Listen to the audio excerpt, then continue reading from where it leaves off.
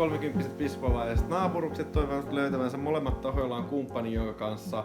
Ja jos tää on meidän paras idea tähän asti, tää on silloin pakko toteuttaa.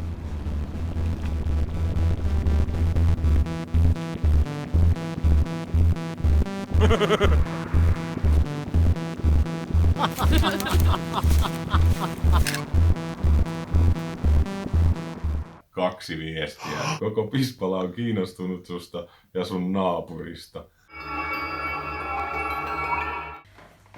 No niin, täällä on värikoodattua ruokaa. Joo. Jani on käynyt treffeillä. Niin kävin eilen. Mitäs Rikolle kuuluu? Oli kiva. En oo käynyt treffeillä. Siitä on nyt tasan viikko, kun me vietiin ne ilmoitukset. Mä tosiaan kävin treffeillä. Oli kivaa. Ja ylihuomenna on seuraavat. Eri tyypin kanssa. Eri tyypin kanssa. Lenkkitreffit. Niin. Okei, kertokas nyt vähän niistä, tai siitä, siis, kauan siitä, mä oon keskiviikkona viimeksi käynyt täällä. No laitan toi, jos se auttaa asiaa.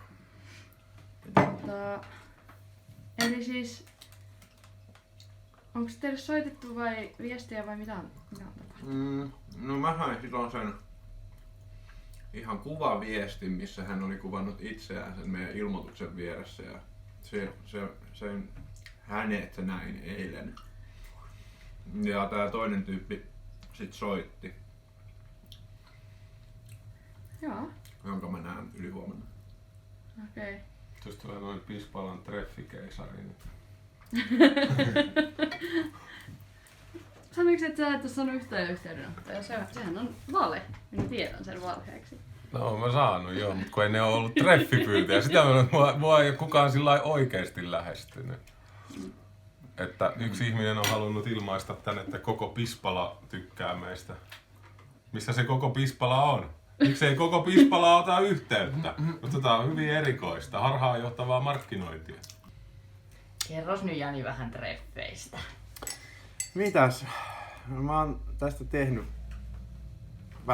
tein semmoista jälkifiilisvideoa, mutta sanottakoon, että...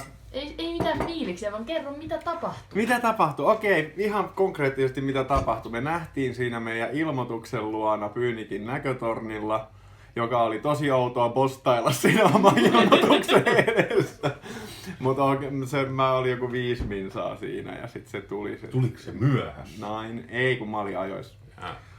Hän oli aika lailla sharp 2 o'clock, niin kuin oltiin sovittu. Ja siitä sitten lähdettiin kävelemään metsään ja hänellä oli termarissa kahvia ja rasiossa pähkinöitä ja suklaata. Ja sitten mentiin kallioille istumaan ja juotiin kahvit ja syötiin suklaata ja juteltiin. Ja oli tosi hieno auringonlasku. Ja sitten siitä tehtiin vielä pieni kävelylenkki ja sitten lopuksi mentiin siihen näkötornille, kahville ja munkille. Ei siinä mitään. Tarjositko vai? En tarjonnut. En. Hän meni niinku edellä ja hän otti heti oman lompakon esiin, joten ajattelin, että okei, hän on itsenäinen nainen ja haluaa itse maksaa. Itsellinen aikuinen.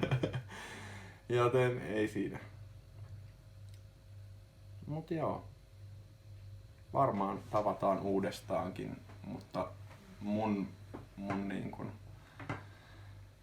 mielestä ihan ystävyys, kaveruusmerkeissä. Että. Joskus voi käydä niin, että ystävyydessä kehkeytyy rakkaustarina. Niin voi käydä. Olen avoin kaikille, jos näin käy. Mutta myös yritin kannustaa häntä, kun hän itse sanoi, että saattaisi voida mennä Rikunkin kanssa treffeille, niin kannustin kovasti, että joo, mene ihmeessä. Että.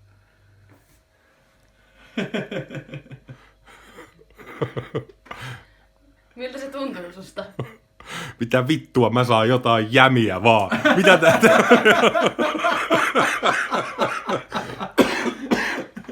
Ei, siis totta kai meen ihan mielelläni. Varmaan mielenkiintoinen henkilö on hän. Joo. Kyllä mä luulen, että teilläkin juttua piisaisi. Mites, kerroitko sä sille tästä dokumentoinnista? Mä sit kerroin, koska me niinku puhuttiin niin avoimesti kaikesta ja itsestämme, että mä koin, että mun täytyy heti kertoa tästä dokumenttiprojektistakin. Hän hieman järkytty alkuun, mutta sit otti sen kyllä aika hyvin ja lopuksi ihan toivotti semmoista niinku onnea projektille. Että oli ihan messissä, sanoi, että tää on sen mielestä hauska ja hyvä prokkis. Et sit vähän, no jälkikäteen vielä pisti vähän, että se vähän vaivasi vielä, mutta mä luulen, että nyt kun viestiteltiin siitä asiasta vielä, niin sit se niinku ei enää vaivaa. Tämmöiseen käsitykseen jäi. Mikä sitä sit vaivasi? No jotenkin se, että niinku, että teeks mä tän niinku tän dokumentin takia. Että onks mulla yhtään niinku aidosti halua löytää, tai että onks mä aidosti niinku läsnä siinä vai mietiks mä niinku tätä dokkaria, että miten mä saan tästä niinku mahdollisimman hyvää matskua tästä meidän kohtaamisesta. Ja mä en... Miten siitä voisi saada matskua, kun sitä on kuvattu? No niin, mutta tavallaan, että... niin, kyllä mä niinku, ymmärrän ton pointin. Mutta niin, että en mä kyllä siinä aikana, kun me vietettiin aikaa yhdessä, niin en mä kyllä miettinyt tätä kertaakaan tätä projektia, niin kuin, että kyllä mä ihan aidosti halusin niin kuin kohdata sen ihmisen ja näin. Et silleen, että sit kun niin kuin, ainoa mitä mietin niin oli se, että mun täytyy kertoa tästä, mutta en mä sen enempää miettinyt. Mutta se oli ihan hauska huomata, että tavallaan minkälaisia reaktioita se voi aiheuttaa. Niin, mun mielestä... Et jokuhan saattaa vaikka loukkaantua. Niin, musta on jotenkin ehkä jännä se, että... No en mä tiedä. Ajattelisinko mä itekään sillä, että onko tässä nyt joku juttu haudattuna, että miksi ihmiset tekee näin, että laittaa tommosia ilmoituksia. Hänhän oli ajatellut, että kun oli nähnyt sen ilmoituksen, että onkohan tässä jotain muutakin taustalla, mutta sitten oli niinku vaan, että no, ei ollut ajatellut sitä sen enempää. Ja sanoi, että jos se lukisi sen ilmoituksessa, että tästä tehdään dokkari, niin ei varmasti olisi ottanut yhteyttä. Niin, siis silleen, niin. Että sanoi, että tosi hyvä, että ensin tutustuttiin ja juteltiin ennen kuin mä paljastin tämän, että se olisi tosi eri tavalla suhtautunut. No varmasti. Mutta niin kuin, ehkä ihmisillä sit ehkä tulee se ajatus ja sen takia se yhteydenottojen määrä on lopulta aika pieni. Että niin se alkaa epäilyttää, että miksi näin tehdään, että kun on kaikkia muita keinoja. Niin. Ja sitten se, kun mä kerroin, että me tehdään Rikun kanssa dokkaria tästä, niin se oli silleen, kuvataanko meitä? Sanoin, että ei, me kuvataan ihan muuten itse ja me niin kuin muissa merkeissä kuin täällä treffeillä, että ei ole puskassa mitään kameraryhmää. Se on kauhean hauska joku niin mikrofoni kanssa silloin siinä vieressä. Me tehdään ihan pienimuotoista dokumenttielokuvaa tässä. Ihmiset Pispalan kallioilla treffeillä dokumenttia. Niin. Onhan se vähän ristiriidassa meidän niinku tavoitteen kanssa jotenkin. Mikä? Mä ite mietin, että nyt tässä, kun siitä tuli puhetta, niin jotenkin se, että jos jotenkin pointti on niinku mennä sitä kaikkea Tinderin semmoista niinku kaupallista treffimaailmaa vastaan. Tai jotenkin vähän sellaista niinku jotenkin.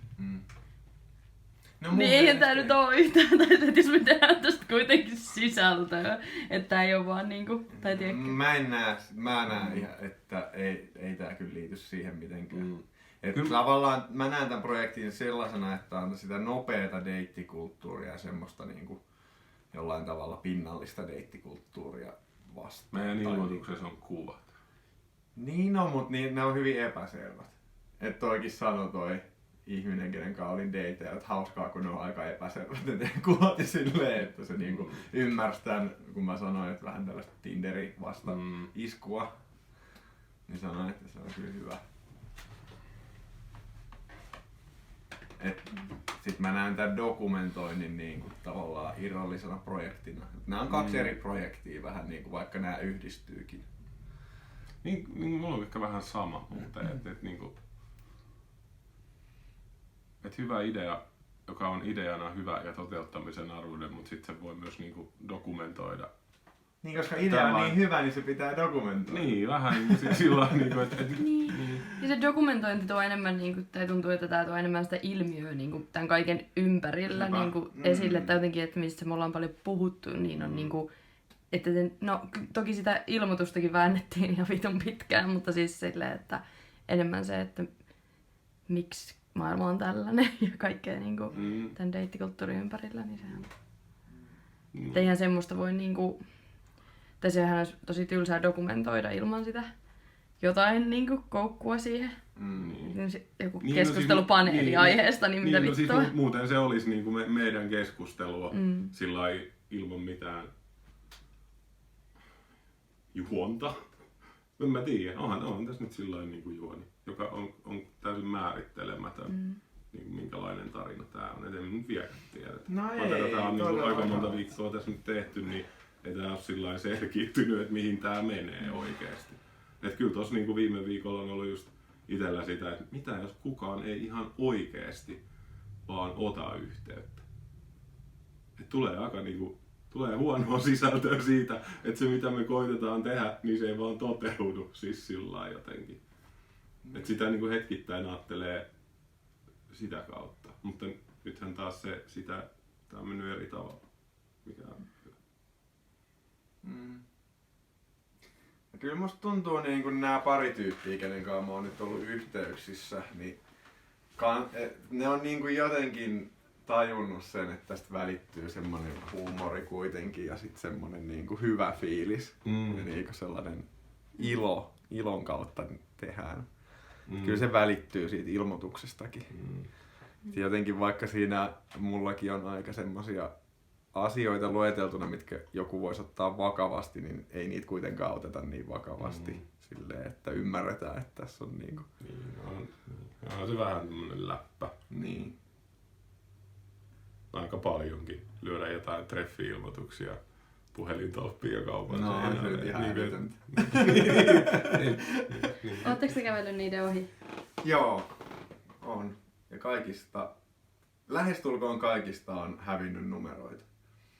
Eilen kävelin alikulkutunnelista, mistä oli lähtenyt hyvin viimeksi kun näin sen, niin nyt se oli... Se on varmaan tuulitempass. Niin, se oli tippunut tai jotain, mutta se oli hävinnyt siinä. Mutta onko ne muut vielä paikalla, kun mä sitä mietin, että sehän on aika todennäköistä, että ne ei kauhean kauan tuolla sinnittele. On ollut kyllä, joo. Kyllä ne, mitä mäkin olen nähnyt, niin on ollut. Ja Riku oli nähnyt, että kun yksi ilmoitus oli vähän repsottanut joku päivä, niin seuraavan päivän joku oli korjannut sen. Joo. Siis tää rajaportin siinä oleva ilmoitus, niin siis tiistai-aamuna kun menin töihin, kun ne oli edellisenä iltana laitettu, niin se sillain vähän tuuli sitä heitteli siinä tällainen, se liikkui ja sit niinku, kun mä kuulin seuraavan kerran siitä, niin se oli tiukasti siinä kiinni, et kyllä niinku sillain se herättää huomioon. Meitä supportataan. Niin. Kyllä mä luulen, että siellä sitä tunnelissa ollutakin, että sitäkin on joku käynyt välillä korjaamassa teippiä siellä, et eihän se nyt niinku jääkylmä betoniseinä, niin eihän se nähnyt mikään teippi. Niin kuin se tuntui silloin jo teipatessa, että se pysyy tosi huonosti. Niin. Kyllä mä luulen, se että pysyy yllättävän pitkään. Ihmiset on sillain kannustavia. Niin ja musta tuntuu, että mitä mä oon nähnyt siis tässä nyt niin kuin naapureita ja muuten, niin ne hymyilee oudon näköisesti. Et se voi olla mun päässä, mutta niin kuin musta tuntuu, että silleen vielä jotenkin iloisempia, kun ne on ollut tähän asti, kun ne näkee ja moikataan kadulla. Mun naapurit ei enää edes katso mua silmiin tai tervehdi. Meillä on samat naapurit, motherfucker. Totta, mutta... Se johtuu susta. Mä ite menen silleen, mä en halua nähdä ketään. Niin ehkä se on minä, joka ei enää katso silmiin ja hymyile. Niin. En mä tiedä. Kertokaa sitten, mitä me nyt tehdään. Hei! Niin, nyt lähdetään. Meidän täytyy lähteä salaiseen paikkaan. Lähdetään Sä lähet mukaan. Et kerro mitä me tehdään. En kerro. Häh? Kyllä tehdään mitään kertoa, mitä me tehdään. No sä näet kohta. Me mennään sinne. Mennään meidän harrastuksen pariin. Mä en tiedä, miksi sitä voisi sanoa. Kun sä näet sen.